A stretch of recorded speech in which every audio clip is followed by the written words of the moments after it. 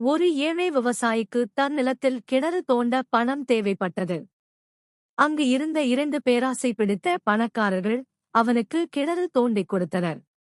ஆனால் அவர்கள் தந்திரமாக ஒரு ஒப்பந்தம் போட்டனர். நாங்கள் இந்த கிணற்றை உனக்கு விற்கிறோம்.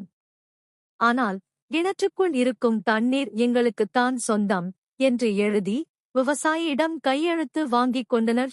விவசாயி கிணற்றில் இருந்து தண்ணீர் எடுக்க ஆரம்பித்தபோது பணக்காரர்கள் வந்து, நீ எங்களுடைய தண்ணீரைத்தான் எடுக்கிறாய்.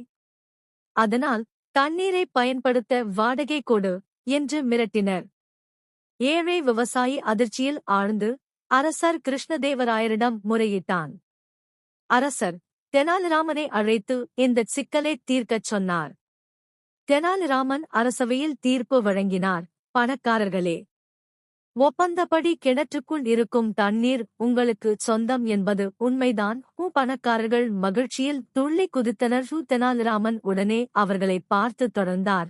அப்படியானால் ஒரு கேள்வி. உங்களுக்கு சொந்தமான தண்ணீரை அவருக்கு சொந்தமான கிணற்றுக்குள் ஏன் வைத்திருக்கின்றீர்கள்? உடனே அந்த தண்ணீரை அங்கிருந்து வெளியேற்றுங்கள்.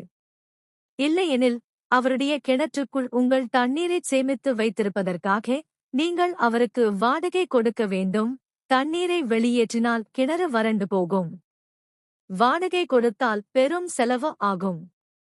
தங்கள் பேராசை தங்களுக்கு எதிராகவே திரும்பியதைக் கண்ட பணக்காரர்கள் இருவரும் பயந்து போய் அரசரிடம் மன்னிப்பு கேட்டனர்.